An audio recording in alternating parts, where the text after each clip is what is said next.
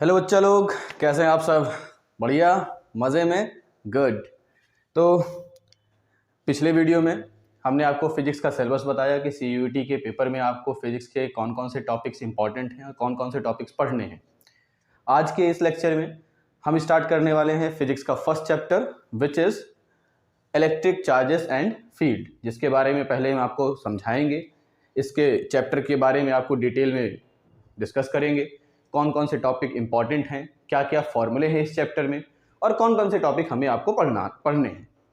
उसके बाद कुछ एमसीक्यूज़ जो आज के लेक्चर से रिलेटेड रहेंगे उसको हम देखेंगे और फर्दर यानी आगे चल करके हम इसी चैप्टर के कम से कम 50 एमसीक्यूज़ आपको करवाएंगे। ठीक है बच्चा, स्टार्ट करते हैं आज का सेशन। तो चैप्टर का नाम electric charges and field. First topic electric charges कि इलेक्ट्रिक चार्जेस होते क्या हैं। तो लिखा it is a basic property of matter due to which produces and experiences electric and magnetic fields या इलेक्ट्रिक एंड मैग्नेटिक इफेक्ट। तो charge है क्या? इलेक्ट्रिक चार्ज वो कारण है, वो रीजन है जिसकी वजह से कोई ऑब्जेक्ट या तो प्रोड्यूस कर सकता है या तो एक्सपीरियंस कर सकता है। क्या एक्सपीरियंस कर सकता है? इलेक्ट्रिक एंड मैग्नेटिक फील्ड को या तो प्रोड्यूस कर सकता है या फिर एक्सपीरियंस कर सकता है। अब इनकी कुछ प्रॉपर्टीज होती हैं। क्या क्या प्रॉपर्टीज हैं? तो पहली चीज ये क्या है, एक स्केलर क्वांटिटी है, यानी इलेक्ट्रिक चार्ज एक स्केलर क्वांटिटी है, इसकी कोई भी डायरेक्शन नहीं होती। फिर इलेक्ट्रिक चार्ज की यूनिट क्या होती है? तो इलेक्ट्रिक चार्ज की यूनिट क्या होती है बेटा? कूलम होती है। फिर like charges repel each other and unlike charges attract each other, ये आपको पता ही है। उसके बाद अगर हम दो टाइप के चार्जेस की बात करें तो जैसे ग्लास रॉड या फिर कैट फर में कौन सा चार्ज पाया जाता है? एग्जाम्पल में पूछा जाता है आपके पेपर में। पिछले साल जो सीयूटी का पेपर हुआ वहां पर इस चैप्टर से ये क्वेश्चन पूछा गया कि कैट फर में कौन सा चार्ज पाया जाता है? पॉजिटिव होता है, न्यूट्रल होता है कि नेगेटिव चार्ज होता है या फिर नन ऑफ दिस? चार ऑप्शंस थे और सही ऑप्शन था कि पॉजिटिव चार्ज पाया जाता है। उसी तरह से प्लास्टिक रॉड या फिर सिल्क में कौन सा चार्ज पाया जाता है? तो नेगेटिव चार्ज पाया जाता है। ये भी हो सकता है इस बार पूछ ले, पिछली बार जैसे कैट फर में पूछा उसी तरह से हो सकता है इस बार प्लास्टिक रॉड या फिर सिल्क में पूछ सकता है आपसे कि कौन सा चार्ज पाया जाता है। फिर charges have some properties which are additive property, quantization of charge and conservation of charge. तो क्लास 12th में आपने क्वांटाइजेशन ऑफ चार्जेस पढ़े होंगे, आपने पढ़ा होगा कि कंजर्वेशन ऑफ चार्जेस होते हैं, charges can neither be created nor be destroyed. But क्या होता है, इक्वल चार्जेस होंगे। अगर कुछ एक सब्सटेंस में से कुछ इलेक्ट्रॉन निकल करके दूसरे सब्सटेंस में चले जाते हैं तो नंबर ऑफ चार्जेस का डिस्ट्रीब्यूशन जो है वो अलग नहीं होगा। मतलब जो नंबर ऑफ चार्जेस होंगे वो डिस्ट्रीब्यूट भले हो गए हैं, एक में से चला जा करके दूसरे में ट्रांसफर हो गए हैं, लेकिन जो टोटल नंबर ऑफ चार्जेस हैं वो कभी भी अलग नहीं होते, डिफरेंट नहीं होते। Total number of charges same रहते हैं, कांस्टेंट रहते हैं। इसकी पहली प्रॉपर्टी जिसमें हमने डिस्कस किया कि कई सारी प्रॉपर्टीज होती हैं, तो पहली प्रॉपर्टी क्या है? Adaptive property. एडाप्टिव प्रॉपर्टी का मतलब है कि ये है कि total charges on a body is equals to the algebraic sum of all charges placed on different parts of the body. Suppose करिए ये एक बॉडी है, इस बॉडी में यहां कुछ चार्ज, यहां कुछ चार्ज, यहां कुछ चार्ज, यहां कुछ चार्ज, यहां कुछ चार्ज, ये सब चार्जेस हैं। अगर आपसे पूछा जाए कि बेटा इसमें कितने चार्जेस हैं, तो आप कहेंगे कि सर 1 2 3 4 5 6 7 8 9। कितने चार्जेस हैं? 9 चार्जेस हैं। तो उसी तरीके से हमने कहा कि consider a system which consist of 3 charges. अगर कोई सिस्टम है जिसमें 3 चार्जेस हैं, पहला चार्ज Q1, दूसरा चार्ज -Q2, तीसरा चार्ज 3 + 3, तो इसका जो रिजल्टेंट होगा वो क्या होगा? Q1 + -Q2, क्योंकि यहाँ पे माइनस चार्ज था और यहाँ पर +Q3, तो नेट चार्ज कितना आ जाएगा? नेट चार्ज आ जाएगा Q is equal to Q1 + Q2 + Q3। क्या हो जाएगा? Q is equal to Q1 + Q2 + Q3 dot dot dot. अगर n टर्न्स हुए तो n चार्जेस आ जाएंगे। फिर next topic quantization of charge. क्या होता है क्वांटाइजेशन ऑफ चार्ज? तो it is the property by virtue of which all free charges exist in integer multiple of elementary charge. Elementary charge क्या होता है? एलिमेंट्री चार्ज होता है एक इलेक्ट्रॉन पर चार्ज होना, तो एक इलेक्ट्रॉन पर कितना चार्ज होता है 1.6 इंटू 10⁻⁻19 कूलाम का नेगेटिव चार्ज होता है एक इलेक्ट्रॉन पर। और एक प्रोटॉन पर कितना चार्ज होता है, तो एक प्रोटॉन पर भी 1.6 इंटू 10⁻⁻19 कूलाम का चार्ज होता है। बस फर्क इतना है कि प्रोटॉन पर पॉजिटिव और इलेक्ट्रॉन पर नेगेटिव चार्ज होता है, इसको आपको याद रखना पड़ेगा।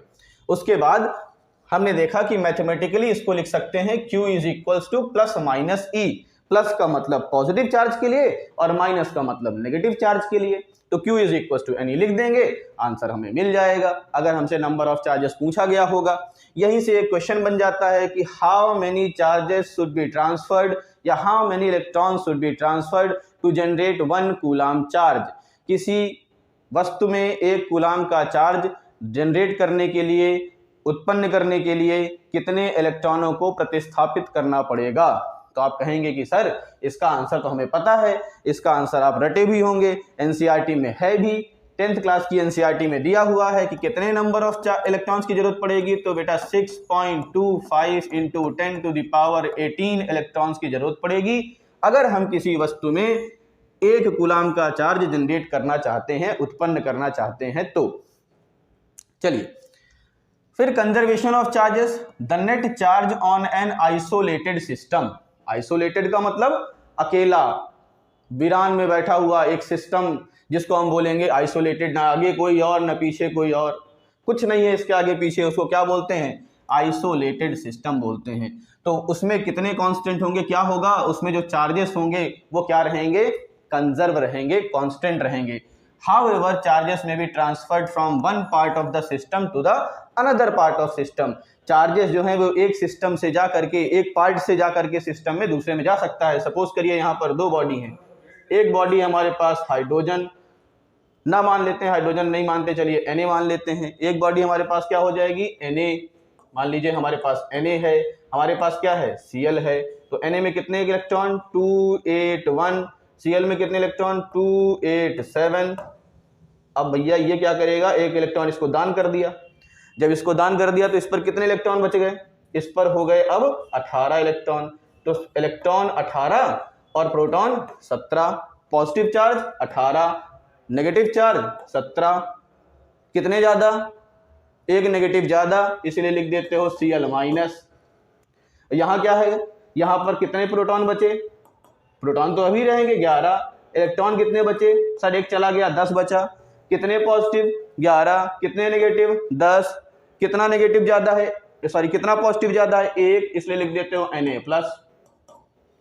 समझ में आया, Na प्लस क्यों हुआ, तो क्या हो गया कि नंबर ऑफ इलेक्ट्रॉन तो अभी भी उतने ही है। अगर नंबर ऑफ इलेक्ट्रॉन देखो यहाँ 10, यहाँ 18, 28 ही तो है, पहले 17 और 11 था, तो 17 11 28, 10 और 18 28। तो इस तरह से देखा जाए तो इलेक्ट्रॉन तो उतने ही है, चार्जेस तो उतने ही हैं। तो चार्जेस क्या होते हैं, अलग नहीं होते, चार्जेस वहीं पर बने रहते हैं। चलिए अगली बात करते हैं इलेक्ट्रोस्टैटिक इंडक्शन।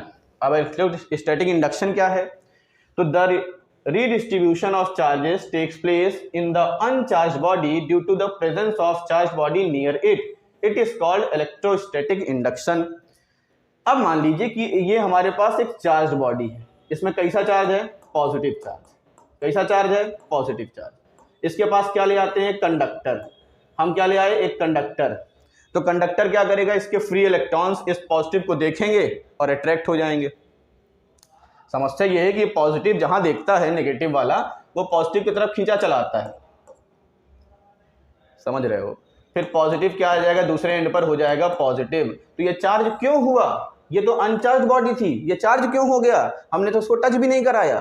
तो ऐसे चार्ज करने के मेथड को बोलते हैं इलेक्ट्रोस्टैटिक इंडक्शन, जिसमें बिना किसी प्रेजेंस के, सिर्फ क्या हुआ है, प्रेजेंस ऑफ चार्ज्ड बॉडी की वजह से नियर इट, उसके पास में रखा और बॉडी चार्ज हो गई, तो उसको क्या बोलते हैं, इलेक्ट्रोस्टैटिक इंडक्शन कहते हैं। फिर अगला टॉपिक है कूलाम्स लॉ, मोस्ट इंपॉर्टेंट है आपके CUET के सिलेबस से और आपके बोर्ड एग्जाम के सिलेबस से, दोनों के पॉइंट ऑफ व्यू से मोस्ट इंपॉर्टेंट टॉपिक है हमारा। क्या है, कूलाम्स लॉ। कूलाम्स लॉ कहता है कि if there are two charges, अगर हमारे पास दो चार्जेस हैं और उनके बीच की डिस्टेंस जो है वो Q1 चार्ज है, मान लीजिए Q2 चार्ज है, और उनके बीच की डिस्टेंस जो है वो R है। तो जो फोर्स होगा वो डायरेक्टली प्रोपोर्शनल होगा product of their multiplication charges के, और इनवर्सली प्रोपोर्शनल होगा square of the distance between them के। यानी कि दो आवेशों के मध्य लगने वाला जो आकर्षण बल होगा या प्रतिकर्षण बल होगा वो दोनों आवेशों के गुणनफल के अनुक्रमानुपाती एवं उनके दूरी के बीच की दूरी के वर्ग के व्युत्क्रमानुपाती होता है, जिसे हम कूलाम्स लॉ कहते हैं। तो कूलाम्स लॉ में लिखा गया कि F is directly proportional to Q1 Q2 by R square. अब प्रोपोर्शनलिटी का साइन हटाते हैं। बताइए यहाँ पे टाइपर भाई साहब ने क्या किया, के लगाया ही नहीं, कांस्टेंट तो लगाया ही नहीं। प्रोपोर्शनलिटी हटाया लेकिन कांस्टेंट नहीं लगाया, बहुत बदतमीजी है। तो के लगता है कांस्टेंट, क्या लगता है के। तो के Q1 Q2 by R square, जहां के क्या होता है, जहां के होता है 1/4 पाई एप्सिलॉन नॉट, जिसकी वैल्यू होती है 9 इंटू 10 टू द पावर 9। बहुत मिस्टेक है भैया, न्यूटन मीटर स्क्वायर कहाँ कहाँ यूनिट लिखे हैं, क्या ही बताएं इनको हम। चलिए खैर माफ कर दीजिए कभी कभी उनको भी। तो एप्सिलॉन नॉट की वैल्यू 8.85 into 10 to the power -12 newton metre square पर, सॉरी कूलाम स्क्वायर पर न्यूटन मीटर स्क्वायर, ये हो जाएगी एप्सिलॉन नॉट की वैल्यू। और यहां से हमें 1/4 पाई एप्सिलॉन नॉट की वैल्यू कितनी मिली, 9 into 10 to the power 9, where K is the dielectric constant. K को क्या बोलते हैं, डाइलेक्ट्रिक कांस्टेंट। और एप्सिलॉन नॉट को क्या बोलते हैं, परमिटिविटी ऑफ फ्री स्पेस, यानी फ्री स्पेस में चार्ज को आने की परमिट कर दीजिए, अनुमति दे दीजिए, तो क्या कहलाएगा, परमिटिविटी ऑफ फ्री स्पेस। अब बात करते हैं प्रिंसिपल ऑफ सुपरपोजिशन की। तो मान लीजिए कि हमारे पास एक सिस्टम है जिसमें कई सारे चार्जेस हैं, ये सारे चार्जेस हैं सिस्टम में। अब हम कह रहे हैं कि इस चार्ज पर लगने वाला कुल बल बताइए, टोटल फोर्स बताइए। तो आप कहेंगे सर ये चार्ज इस पर फोर्स लगाएगा, ये वाला चार्ज इस पर फोर्स लगाएगा, ये वाला चार्ज इस पर फोर्स लगाएगा, ये वाला चार्ज इस पर फोर्स लगाएगा, ये वाला इस पर, ये वाला इस पर, ये वाला इस पर, ये वाला इस पर, यानी सभी चार्ज बाकी एक इंडिविजुअल चार्ज पर फोर्स लगाएंगे और उन फोर्स का हम वेक्टर सम कर लेंगे। क्या कर लेंगे, वेक्टर सम कर लेंगे। तो क्या मिल जाएगा हमें, इस चार्ज पर लगने वाला टोटल फोर्स मिल जाएगा। The net force on any charge due to number of other charges is the vector sum of all the forces, vector sum all the forces exerted on the given charge by other charges individually। यानी इन अलग अलग चार्जों की वजह से लगने वाला जो force होगा इस अकेले चार्ज पर, इस चार्ज पर लगने वाले कुल फोर्स का क्या मैग्नीट्यूड होगा, मैग्नीट्यूड होगा इन सभी चार्जेस की वजह से लगने वाले फोर्स का वेक्टर सम। चलिए नेक्स्ट टॉपिक इलेक्ट्रिक फील्ड, मेरे ख्याल से आपको समझ में आ रहा होगा। अगला टॉपिक है वेक्टर इलेक्ट्रिक फील्ड। तो द रीजन और space around a charge in which an another charge Q naught experiences a force is called electric field। यानी इलेक्ट्रिक फील्ड क्या है, इलेक्ट्रिक फील्ड वो जगह है, वो एरिया है। मान लीजिए हमारे पास ये Q चार्ज रखा, तो Q चार्ज क्या करेगा, अपने चारों तरफ एक एरिया बनाएगा, एक जगह बनाएगा, जहां पर कोई दूसरा चार्ज जैसे ही घुसेगा, ये Q नॉट जैसे ही इसके अंदर आया, इसने क्या लगाया, इस पर फोर्स लगाया। पॉजिटिव होगा तो बाहर फेंकेगा, नेगेटिव होगा तो अपने पास बुला लेगा। तो जहां तक ये वाला चार्ज, जहां तक इलेक्ट्रिक फील्ड लगा, जहां तक फोर्स लगाएगा इस Q नॉट चार्ज पर, वो जगह क्या कहलाएगी, इस चार्ज की इलेक्ट्रिक फील्ड कहलाएगी।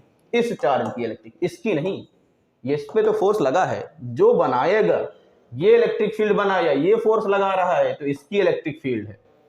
अब इसकी कुछ प्रॉपर्टीज हैं कि इलेक्ट्रिक फील्ड जो है वो एक वेक्टर क्वांटिटी होती है। इलेक्ट्रिक फील्ड कैसी क्वांटिटी, वेक्टर क्वांटिटी है।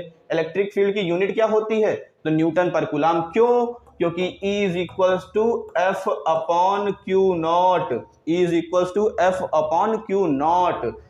इसकी dimension, electric field does not exert any force on the charge which produces it, यानी ये इलेक्ट्रिक फील्ड जिसकी वजह से जनरेट हुई है, किसकी वजह से, इस प्लस Q की वजह से जनरेट हुई है, तो ये इलेक्ट्रिक फील्ड इस चार्ज पर फोर्स नहीं लगाएगी। जिस चार्ज से जनरेट हुई है उस चार्ज पर फोर्स नहीं लगता, जो फोर्स बाहर से, जो चार्ज बाहर से आएगा उस पर फोर्स लगेगा। Electric field exert a force on any other charge placed in it. तो इस फील्ड के अंदर कोई भी चार्ज रख दोगे तो उस पर क्या लगेगा, फोर्स लगेगा। The direction of force on positive charge is the direction of electric field. तो अगर हमसे कहा जाए कि ये जो चार्ज है इस पर डायरेक्शन बता दीजिए, फोर्स की डायरेक्शन क्या होगी। मान लो ये पॉजिटिव चार्ज जनरेट हुआ, यहां पर क्यू नॉट ला के रख दिया, और क्यू नॉट क्या है, पॉजिटिव है। क्यू नॉट क्या है, पॉजिटिव है। तो पॉजिटिव चार्ज में जो फोर्स की डायरेक्शन होगी, पॉजिटिव चार्ज पर लगने वाले जो फोर्स की डायरेक्शन होती है वही डायरेक्शन किसकी होती है, इलेक्ट्रिक फील्ड की होती है। तो इलेक्ट्रिक फील्ड की डायरेक्शन को पहचानना बड़ा आसान है। क्या करिए, कहीं पर इलेक्ट्रिक फील्ड है वहां पे जाके एक पॉजिटिव चार्ज रख दीजिए, वो पॉजिटिव चार्ज जहां भागेगा वही इलेक्ट्रिक फील्ड की डायरेक्शन हो जाएगी। बहुत आसान, बहुत अच्छे सर जी, बड़ा मजा आ गया।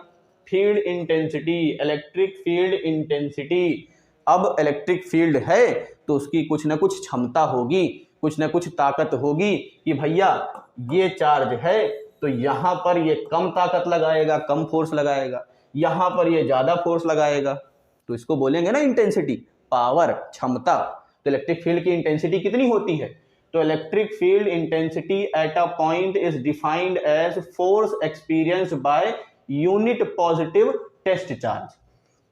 कहने का मतलब, मान लीजिए हमें इस पॉइंट पर इलेक्ट्रिक फील्ड की इंटेंसिटी पता करनी है, ताकत पता करनी है, तो क्या करिए, यहां पर एक टेस्ट चार्ज रख दीजिए। कैसा टेस्ट चार्ज, पॉजिटिव रखिएगा, यूनिट पॉजिटिव टेस्ट चार्ज रखना है, और उस पर लगने वाला जो कुल फोर्स होगा वही क्या होगा, वही होगा हमारा electric field intensity. E is equals to F upon Q naught, जैसे अभी हमने कुछ फॉर्मूला आपको बताया, E is equals to F upon Q naught. ठीक है, तो electric field due to point charge क्या होगा, जैसे ये पॉइंट चार्ज है, इसकी वजह से अगर कह दिया जाए कि भैया ये पॉइंट चार्ज है, यहां पर r डिस्टेंस पर एक पॉइंट P है, यहां पर r डिस्टेंस पर एक पॉइंट P है, तो क्या बताओ, इस पॉइंट P पर इलेक्ट्रिक फील्ड इंटेंसिटी बताइए, इस पॉइंट P पर इलेक्ट्रिक फील्ड इंटेंसिटी बताइए। तो आप कहेंगे sir 1/4 pi epsilon nought into Q by R square. यहां पर एप्सिलॉन नॉट क्या है, permittivity of free space.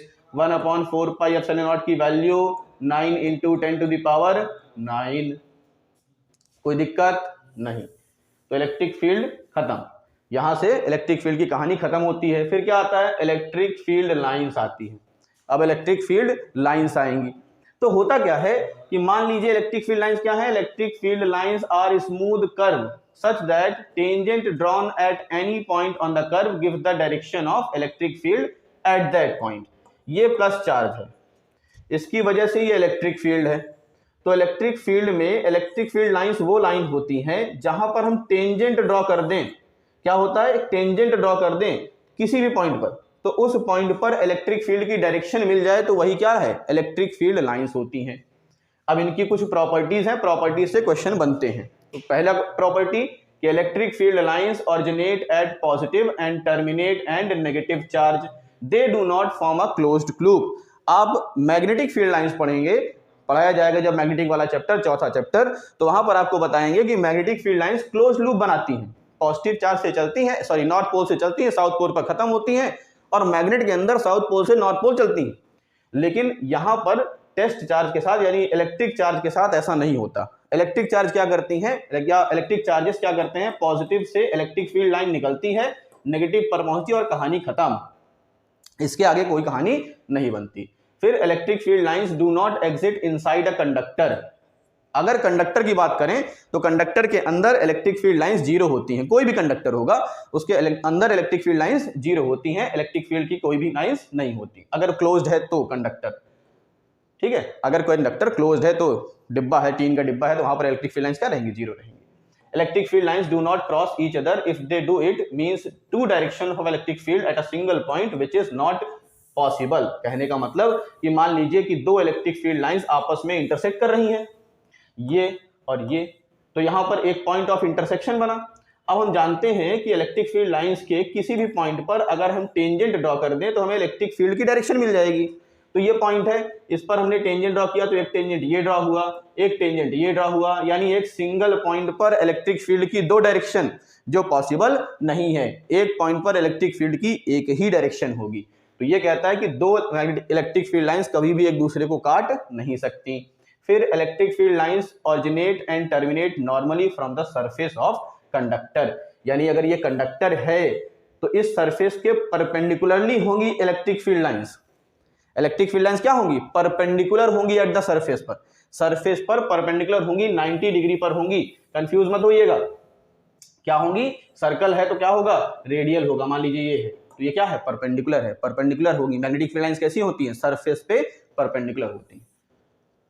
Next, electric field is stronger where electric field lines are crowded and is weaker where they are farther apart. यानी electric field lines अगर बहुत पास पास हैं तो वहां पर इलेक्ट्रिक फील्ड की इंटेंसिटी बढ़ जाएगी, मजबूत होगी, स्ट्रांग होगी। और जहां पर इलेक्ट्रिक फील्ड लाइंस थोड़ा दूर दूर होंगी वहां पर इलेक्ट्रिक फील्ड की इंटेंसिटी क्या हो जाएगी? कम हो जाएगी।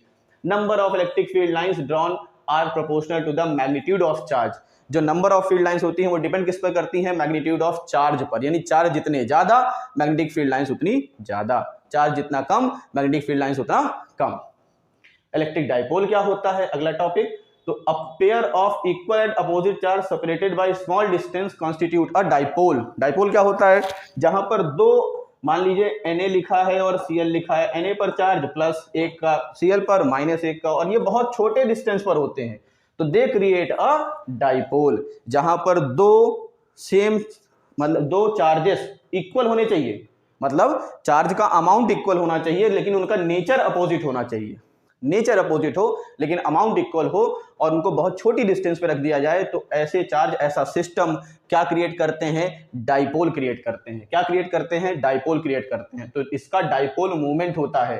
क्या होता है? डाइपोल का मूवमेंट होता है, फोर्स लगता है, टॉर्क लगता है। क्या लगेगा कि electric dipole movement is defined as the product of magnitude of either charge and distance between the two charges denoted by small p equals to 2ql। ये भैया है पॉजिटिव चार्ज, ये है नेगेटिव चार्ज, इनके बीच की दूरी 2l। 2l क्यों लेते हैं भाई? अगर डिस्टेंस लेंगे तो हमें कई बार कैलकुलेशन में मिड पॉइंट से डिस्टेंस लेनी पड़ती है। यहाँ 2l लेंगे तो मिड पॉइंट से डिस्टेंस l हो जाएगी, अगर l लेंगे तो मिड पॉइंट से डिस्टेंस l/2 हो जाएगी। तो l/2 को कैलकुलेट करना दिक्कत करेगा, फ्रैक्शन में आ जाएगी वैल्यू, इसीलिए हम 2l ले लेते हैं कि l लेंगे, हाफ वैल्यू कितनी ले लेंगे? l ले लेंगे तो दिक्कत नहीं आएगी, इसीलिए इसकी डिस्टेंस को 2l रखा जाता है। अब इसकी कुछ प्रॉपर्टीज हैं। तो इसकी, ये कौन सी क्वांटिटी है? एक वेक्टर क्वांटिटी है। इसकी डायरेक्शन होती है, किसकी डायरेक्शन में होता है? जहां डिस्टेंस की डायरेक्शन में होता है। कौन सी डायरेक्शन में होता है? तो फ्रॉम माइनस टू प्लस, यानी नेगेटिव से पॉजिटिव की तरफ डाइपोल की डायरेक्शन होती है। ध्यान रखिएगा, इलेक्ट्रिक फील्ड की डायरेक्शन पॉजिटिव से नेगेटिव की तरफ, डाइपोल की डायरेक्शन नेगेटिव से पॉजिटिव की तरफ, उल्टा होता है। फिर क्या है कि torque on a dipole in a uniform electric field. यानी अगर किसी डाइपोल को एक इलेक्ट्रिक फील्ड में रख दे, भैया इलेक्ट्रिक फील्ड में रख देंगे इस डाइपोल को, तो डाइपोल पर क्या लगेगा? टॉर्क लगेगा। डाइपोल पर क्या लगेगा? टॉर्क। टॉर्क क्या होता है? इसको घुमाने वाला एक बल, इसको घुमाना चाहेगा। ये चाहेगा, इलेक्ट्रिक फील्ड चाहेगा कि पॉजिटिव चार्ज हमारे डायरेक्शन में आ जाओ, हमारी डायरेक्शन में आ जाओ, आ जाओ हमारी डायरेक्शन में। क्या कर देंगे? अलाइन करने की कोशिश करेगा। तो torque rotates the dipole and align its axis in the direction of electric field. Formula, तो torque equals to PE sin theta. अगर वेक्टर फॉर्म में लिखें तो tau is equals to P cross E, P cross E, यानी dipole movement into electric field का cross product. Clear है? चलिए, electric field line. अब electric field of an electric dipole, electric dipole की electric field कितनी होती है? तो इलेक्ट्रिक डाइपोल की इलेक्ट्रिक फील्ड हम दो पोजीशन पर पता करते हैं। ये अगर इलेक्ट्रिक डाइपोल है, इनके बीच की डिस्टेंस है 2l, तो यहां से यहां तक मान लीजिए r पॉइंट पर है, r डिस्टेंस पर एक पॉइंट P है, r डिस्टेंस पर एक पॉइंट P है जहां पर हमें इलेक्ट्रिक फील्ड फाइंड करना है। तो इसको बोलते हैं एक्सियल पोजीशन। कौन सी पोजीशन? Axial position. और अगर ये पॉइंट से, इस डाइपोल के मिड पॉइंट से परपेंडिकुलर डिस्टेंस पर कोई पॉइंट P है r डिस्टेंस पर, तो इसको बोलते हैं इक्वेटोरियल पोजीशन। भाई हमें पढ़ना है इक्वेटोरियल पोजीशन और कौन सा? Axial position. तो पहला, for point on the axis, axis के लिए क्या होता है? 2p/r³, 1/4πε0 2p/r³। और इक्वेटोरियल पोजीशन के लिए 1/4πε0 p/r³। यानी कह सकते हैं कि जो इलेक्ट्रिक फील्ड एक्सियल होता है वो बराबर होता है 2 times of x electric field at equatorial position. यानी आपसे ये रिलेशन पूछ सकता है, क्वेश्चन में बन सकता है क्वेश्चन कि एक्सिस यानी electric field eight axial position equatorial position से कितना रिलेशन होता है, क्या रिलेशन होता है, या रेशियो पूछ सकता है कि ई एक्सियल अपॉन ई इक्वेटोरियल का रेशियो क्या होता है, तो आप कहेंगे सर 2:1 होता है, या इक्वेटोरियल अपॉन एक्सियल का रेशियो क्या होता है 1:2 होता है। यहां से आप बता सकते हैं कि इसके बीच में रिलेशन कितना होता है। फिर अगली बात आती है इलेक्ट्रिक फ्लक्स की। तो इलेक्ट्रिक फ्लक्स क्या है, हमने कहा कि ये एक सरफेस है, क्लोज्ड सरफेस, और इसको रख दिया इलेक्ट्रिक फील्ड में, तो इससे इलेक्ट्रिक फील्ड लाइंस पास करेंगी। क्या पास करेंगी, इलेक्ट्रिक फील्ड लाइंस। तो कितनी इलेक्ट्रिक फील्ड लाइंस पास कर रही हैं, देख के बताओ, चार इलेक्ट्रिक फील्ड लाइंस पास कर रही हैं, तो इसकी मैग्नेटिक इलेक्ट्रिक फ्लक्स कितना होगा 4, इलेक्ट्रिक फ्लक्स कितना 4, यानी किसी सरफेस से परपेंडिकुलरली, कैसा परपेंडिकुलरली, किसी सरफेस से परपेंडिकुलरली जितनी इलेक्ट्रिक फील्ड लाइंस पास करती हैं वही उसकी इलेक्ट्रिक फ्लक्स कहलाती है। तो देखिए, the number of electric field lines passing through any surface area held in electric field, अगर किसी सरफेस एरिया को इलेक्ट्रिक फील्ड में रख दिया जाएगा तो उसके सरफेस एरिया से जितनी मैग्नेटिक फील्ड लाइंस पास करेंगी वही इलेक्ट्रिक फ्लक्स कहलाएगा। फाई ई से डिनोट करते हैं, और phi E is equal to integral of E dot d s, integral of E dot d s. ये एक स्केलर क्वांटिटी है, क्यों, क्योंकि एक नंबर की बात हो रही है, यहाँ पे डायरेक्शन की कोई जरूरत ही नहीं है, और इसकी यूनिट क्या होती है, तो वोल्ट मीटर या फिर न्यूटन मीटर स्क्वायर पर न्यूटन मीटर स्क्वायर कूलाम होती है इसकी यूनिट। चलिए नेक्स्ट है कंटिन्यूअस चार्ज डिस्ट्रीब्यूशन। बहुत परेशान करता है सर ये कंटिन्यूअस चार्ज डिस्ट्रीब्यूशन, समझे में नहीं आता, क्वेश्चन लगवाएंगे समझाएंगे। The region in which charges are closely spaced in a continuous manner is said to be have continuous distribution of charge। मान लीजिए ये हमारा सरफेस है, यहाँ पर चार्जेस इक्वल में डिस्ट्रीब्यूटेड है, मतलब अगर एक लाइन में 10 चार्ज तो दूसरे लाइन में भी 10 चार्ज, तीसरे लाइन में भी 10 चार्ज, चौथी लाइन में भी 10 चार्ज, यानी जितनी भी लाइन बनेंगी उसमें उतने अमाउंट ऑफ चार्ज हैं, इक्वल भागों में बराबर डिस्ट्रीब्यूटेड है। मतलब अगर मैं इतना टुकड़ा काट लूं तो इतने टुकड़े में जितने चार्ज होंगे उतने ही बराबर का टुकड़ा मैं यहां से काटूं तब भी उतने ही चार्ज होंगे। अगर ऐसा है तो कहा जाएगा कि चार्ज इज इक्वली डिस्ट्रीब्यूटेड। अब चार्ज इक्वली डिस्ट्रीब्यूटेड तीन चीजों में हो सकता है। पहला, एक तो लीनियर हो सकता है, लेंथ में डिस्ट्रीब्यूट हो सकता है, ऐसा लेंथ में इक्वली डिस्ट्रीब्यूट हो सकता है, यानी अगर मैं इसको 1-1 सेंटीमीटर में डिवाइड कर दूं तो 1-1 सेंटीमीटर में बराबर मात्रा में चार्ज रहेंगे। या फिर सरफेस वाला कुछ ऐसा हो सकता है, या फिर क्यूब में हो सकता है। क्यूब का मतलब हो सकता है 3D वाले शेप में, जरूरी नहीं है क्यूब हो, सिलेंडर भी हो सकता है, सिलेंडर में डिस्ट्रीब्यूट हो सकता है। अगर वॉल्यूम वाले में डिस्ट्रीब्यूट है तो उसको बोलेंगे वॉल्यूम चार्ज डेंसिटी, एरिया वाले में डिस्ट्रीब्यूटेड है तो बोलेंगे सरफेस चार्ज डेंसिटी, लीनियर वाले में डिस्ट्रीब्यूटेड है तो बोलेंगे लीनियर चार्ज डेंसिटी। तो देखिए linear charge density it is the ratio of charge per unit length. यहां पर किसकी बात हो रही है, लेंथ की बात हो रही है। डिनोट किससे करते हैं, लैम्डा से। Lambda is equals to delta Q upon delta L.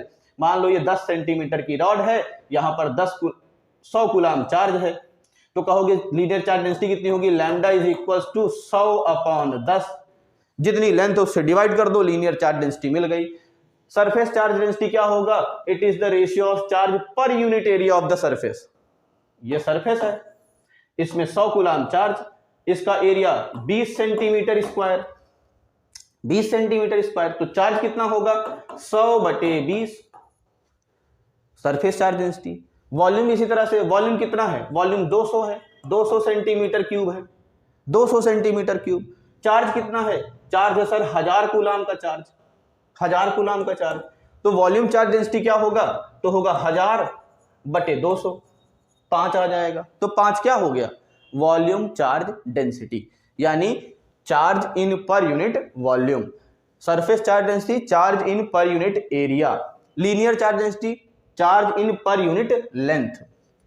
चलिए इसके आगे आते हैं गॉस थ्योरम पर। गॉस थ्योरम क्या कहती है, गॉस थ्योरम कहते हैं कि अगर कोई चार्ज है हमारे पास, उस चार्ज को हम इनक्लोज्ड कर दें, बंद कर दें, तो जो चार्ज होगा, जो टोटल फ्लक्स पास होगा उस सरफेस से, ये सरफेस है, ये 3D सरफेस है, इस सरफेस को हमने क्या कर दिया, इलेक्ट्रिक फील्ड में बंद कर दिया, इलेक्ट्रिक फील्ड में रख दिया। तो इलेक्ट्रिक फील्ड क्या करेगा, इससे इलेक्ट्रिक फील्ड लाइंस पास होंगी, इससे क्या पास होंगी, इलेक्ट्रिक फील्ड लाइंस। तो अगर इससे इलेक्ट्रिक फील्ड लाइंस पास होंगी तो इससे फ्लक्स भी होगा। तो जो टोटल फ्लक्स होगा वो क्या होगा, flux is closed surface is, अरे भैया 1/ε0 टाइम्स क्या होता है, 1/ε0 times to the charge enclosed by the surface. Surface से जितना चार्ज इनक्लोज होगा उसके 1/ε0 टाइम्स क्या होगा, फ्लक्स हो जाएगा। एप्लीकेशन कहाँ कहाँ यूज होता है, तो कहाँ कहाँ यूज होगा, electric field due to infinite long straight wire. Infinite long straight wire की इलेक्ट्रिक फील्ड निकालने के लिए गॉस थ्योरम का इस्तेमाल करते हैं, बड़े आसानी से निकल आता है। तो E इक्वल टू λ/2πr/ε0, ये इसका फॉर्मूला हो जाएगा। लीनियर चार्ज डेंसिटी है लैम्डा, R क्या है, perpendicular distance from the charge wire, और electric field due to uniformly charge infinite plate के लिए देखें तो प्लेट के लिए क्या हो जाएगा, प्लेट के लिए σ/2ε0 हो जाएगा। इसी तरीके से सिंगल प्लेट के लिए 2 equally and oppositely charge plate, ऐसे ये प्लेट रखी है, एक पॉजिटिव चार्ज है एक नेगेटिव चार्ज है, इसमें क्या इलेक्ट्रिक फील्ड होगी, तो सर कहेंगे outside the plate electric field 0 और inside the plate electric field σ/ε0, where sigma क्या है, सिग्मा है सरफेस चार्ज डेंसिटी, यानी charge per unit area, charge per unit area. यहां से मिल गया σ/ε0 हमारी क्या हो गई, इलेक्ट्रिक फील्ड हो गई इन बिटवीन द प्लेट्स और इनसाइड द प्लेट्स, और आउटसाइड द प्लेट क्या हो गया, आउटसाइड द प्लेट 0। इसीलिए जो बैटरी होती है, बैटरी में एक सेल पॉजिटिव प्लेट होता है, एक नेगेटिव प्लेट होता है, इसीलिए बाहर कोई इलेक्ट्रिक फील्ड नहीं पाई जाती, क्योंकि इसके बाहर इलेक्ट्रिक फील्ड तो 0 होती है, जितनी ही फील्ड होती है वो कहाँ होती है, अंदर होती है। इसीलिए बैटरी के बाहर खड़े रहते हो तो चार्ज फोर्स नहीं लगाता, अगर होता तो चार्ज फोर्स लगा देता, फिर क्या करते, भागते और क्या करते। चलिए, ये तो हो गया फर्स्ट चैप्टर का डिस्क्रिप्शन, यानी फर्स्ट चैप्टर में ये टॉपिक हैं, इन टॉपिक को हमने ब्रीफ में डिस्कस किया। अब हम इससे रिलेटेड कुछ न्यूमेरिकल्स, कुछ एग्जांपल्स, कुछ एमसीक्यूज लगाने की कोशिश करेंगे, देखते हैं आप कितना सॉल्व कर पाते हैं।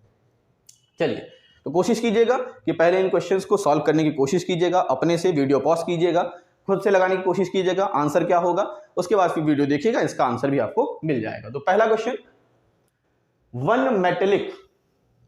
metallic sphere A is given positive charge whereas another charge is given as negative charge. An identical metallic spherical of exactly same mass as A is given equally amount of negative charge. यानी एक amount of charge, एक पर क्या है positive charge और एक पर क्या है नेगेटिव चार्ज। ये स्फीयर A है और ये स्फीयर B है, ये है बेटा पॉजिटिव चार्ज और ये है नेगेटिव चार्ज। तो पॉजिटिव चार्ज आता क्यों है, पॉजिटिव चार्ज आया है क्योंकि इसने इलेक्ट्रॉन दे दिया होगा, इसके पास लैकनेस ऑफ इलेक्ट्रॉनों की कमी आई होगी, और इसके पास क्या हुआ होगा, एक्सेस ऑफ इलेक्ट्रॉन, यानी इलेक्ट्रॉन बढ़ गए होंगे। इलेक्ट्रॉन बढ़ेंगे तो इसका मास भी तो बढ़ेगा भाई, इलेक्ट्रॉन बढ़ेंगे तो मास बढ़ेगा, यहां से इलेक्ट्रॉन कम होगा तो इसका मास कम हो जाएगा। तो आप क्या कहेंगे, इसका आंसर क्या हो जाएगा, mass of B increases, mass of B increases. जो नेगेटिव चार्ज होगा उसका मास क्या हो जाएगा, बढ़ जाएगा, जो नेगेटिव चार्ज होगा उसका मास बढ़ जाएगा। चलिए अगला क्वेश्चन देखें। तो अगला क्वेश्चन कहता है, in general metallic ropes are suspended from the carriers to the ground which take inflammable material. आपने देखा होगा कि जो इनफ्लेमेबल जैसे पेट्रोल, डीजल, इनको ले जाने वाली जो गाड़ियां होती हैं, वो उनमें एक छोटी सी पतली सी वायर, मेटल की, कॉपर की एक वायर को जमीन से टच करा के लटका दिया जाता है। अब प्रश्न आपसे पूछ रहा है कि उनको लटकाया क्यों जाता है। रीजन क्या है, देयर स्पीड इज कंट्रोल्ड, इससे उनकी स्पीड को कंट्रोल किया जा सके। To keep the gravity of the carrier near to the earth, carrier की ग्रेविटी को अर्थ के नजदीक करने के लिए, ये तो हो नहीं सकता। और स्पीड को कंट्रोल करने के लिए तो भैया इंजन बना है, इसका क्या जरूरत है। To keep the body of the carrier in the contact with the earth, body के यानी कैरियर की बॉडी को अर्थ से कॉन्टेक्ट रखने के लिए, कनेक्ट में रखने के लिए। या फिर nothing should be placed under the carrier, जिससे हम कैरियर के नीचे कुछ ना रख सकें, ये तो गलत है। बचा क्या, ये वाला आंसर क्या है, ये। क्यों आंसर ये है भैया, अगर बस चलेगी, ट्रेन चलेगी, मान लीजिए ट्रेन चल रही है, बस चल रही है, या जिसमें आप पेट्रोल डीजल लेके चल रहे हैं वो चलेगी, तो एयर के मॉलिक्यूल्स उससे टकराएंगे, फ्रिक्शन होगा, फ्रिक्शन होगा तो क्या जनरेट होगी, इलेक्ट्रिसिटी जनरेट होगी, चार्ज जनरेट होगा। वो चार्ज क्या जनरेट कर सकता है, स्पार्क पैदा कर सकता है, और स्पार्क पैदा होगा तो इनफ्लेमेबल मटेरियल में क्या लग जाएगी, आग लग जाएगी, जिससे बचाने के लिए क्या करते हैं, उससे एक वायर को किससे जोड़ देते हैं, जमीन से टच करते हैं। जमीन से टच रहेगा तो जो चार्ज जनरेट होगा उसकी बॉडी में, वो बॉडी से चार्ज कहाँ चला जाएगा, ग्राउंड में चला जाएगा। क्यों चला जाएगा, क्योंकि अर्थ हमारी नेगेटिव चार्ज का भंडार है, जितना पॉजिटिव चार्ज दे सको इसको दे दो, सब ले लेगी। अगला क्वेश्चन आइए, तीसरा, इन चार्जिंग बाय इंडक्शन, जब इंडक्शन से हम चार्ज करते हैं तो क्या होता है, क्या होगा भाई, इंडक्शन से चार्ज करेंगे तो body to be charge must be an insulator, क्या इंसुलेटर होना चाहिए। Body should be charge must be semiconductor, क्या सेमीकंडक्टर होनी चाहिए, या वो कंडक्टर होनी चाहिए, या फिर any type of body can be charge in induction. तो भैया इंडक्शन का मतलब ये होता है कि कोई चार्ज बॉडी ये है चार्ज बॉडी, इसके नजदीक कोई अनचार्ज बॉडी ले आओ तो इसमें इसकी वजह से अट्रैक्शन आ जाए, क्या करेगा, पॉजिटिव को कौन अट्रैक्ट करेगा, नेगेटिव। तो भैया जिसके अंदर फ्री इलेक्ट्रॉन होंगे वही तो अट्रैक्ट हो पाएगा, फ्री इलेक्ट्रॉन नहीं है तो इलेक्ट्रॉन कैसे अट्रैक्ट होगा, तो फ्री इलेक्ट्रॉन होता किसमें है, कंडक्टर में। तो इसका आंसर क्या होगा, ऑप्शन नंबर सी। चलिए क्वेश्चन नंबर 4 पे आते हैं। Charge on a body is Q1 and it is used to charge another body by induction. Charge on second body is found to be Q2 after charging, then चार option, Q1 upon Q2 1 होगा, Q1 upon Q2 जो है वो 1 से छोटा होगा, Q1 upon Q2 जो है वो 1 से लेस देन इक्वल टू होगा, या फिर ग्रेटर देन इक्वल टू होगा। तो चलिए देखते हैं इसका आंसर। मान लीजिए ये बॉडी Q1 है, इसमें कुछ चार्ज था, ये बॉडी Q2 है, इस पे चार्ज नहीं था, इसको चार्ज किया गया इंडक्शन मेथड से, इसमें पॉजिटिव चार्ज होगा कुछ, मान लीजिए 10 पॉजिटिव चार्ज हैं, हमने फिलहाल 5 बनाए, मान लेते हैं 5 पॉजिटिव चार्ज है। तो ये क्या करेगा, इसके दूसरे एंड पर नेगेटिव चार्ज जनरेट करेगा और इसके दूसरे एंड पर पॉजिटिव चार्ज जनरेट होगा। अगर हम इस पॉजिटिव चार्ज वाले एंड को अर्थिंग से जोड़ दें तो ये पॉजिटिव चार्ज गया, ये पॉजिटिव चार्ज गया, तो जाहिर सी बात है कि इस पॉजिटिव चार्ज यानी Q1 में जो चार्ज होगा वो Q2 से या तो बराबर होगा या तो ज्यादा होगा, कम नहीं हो सकता। तो Q1 और Q2 का जो रेशियो आएगा वो क्या आएगा, ग्रेटर देन और इक्वल टू 1। लास्ट क्वेश्चन आज के सेशन का, an object of mass 1 gram contains 4 × 10⁻20 atoms. एक ऑब्जेक्ट है 1 किलोग्राम का जिसमें 4 × 10⁻20 एटम है। If 1 electron is removed from every atom, हर एक एटम से एक इलेक्ट्रॉन निकाल लिया जाए, the charge gained by the solid of 1 gram is, तो 1 ग्राम के सॉलिड में कितने चार्ज होंगे। चार्ज का formula quantization of charge, Q is equals to NE। हमसे पूछा चार्ज कितने होंगे, तो नंबर ऑफ इलेक्ट्रॉन पता कर लीजिए, क्या मिल जाएगा, आंसर मिल जाएगा। तो भैया 1 ग्राम एटम में, सॉरी 1 ग्राम सॉलिड में कितने आइटम होंगे ये पता कर लीजिए। 1 किलोग्राम में कितना आइटम, 1 किलोग्राम बराबर 4 × 10⁻20 आइटम्स। तो 1000 ग्राम, क्योंकि 1 किलोग्राम में 1000 ग्राम होते हैं, 1000 ग्राम 4 × 10⁻20 आइटम। हमसे पूछा 1 ग्राम के लिए, तो 1 ग्राम बराबर 4 × 10⁻20 बटे 1000, कितना आ जाएगा, 4 × 10⁻17 एटम। कितने आइटम, 4 × 10⁻17 एटम्स। एटम इतने हैं और कह रहा है एक एटम से एक इलेक्ट्रॉन निकाल लीजिए, तो n की वैल्यू भी हो गई 4 × 10⁻17 और Q is equals to NE, n की वैल्यू 4 × 10⁻17 और E की वैल्यू 1.6 × 10⁻⁻19। अब 4 × 1.6 करेंगे कितना आएगा, 4 × 1.6, 4 × 1.6 क्या होगा बेटा, 1.6 × 4 6 जा 24 2 64 6.4 तो क्या हो जाएगा 6.4 into 10 to the power -2, 6.4 into 10 to the power -2, option number C is correct. तो आज के लिए इतना ही। आगे के सेशन में यानी नेक्स्ट वीडियो में हम इसी चैप्टर से रिलेटेड कुछ और भी क्वेश्चंस हैं, लगभग 50 क्वेश्चंस हैं, वो आपको सॉल्व कराएंगे। इसके आगे हम मिलते हैं नेक्स्ट वीडियो में। Thank you.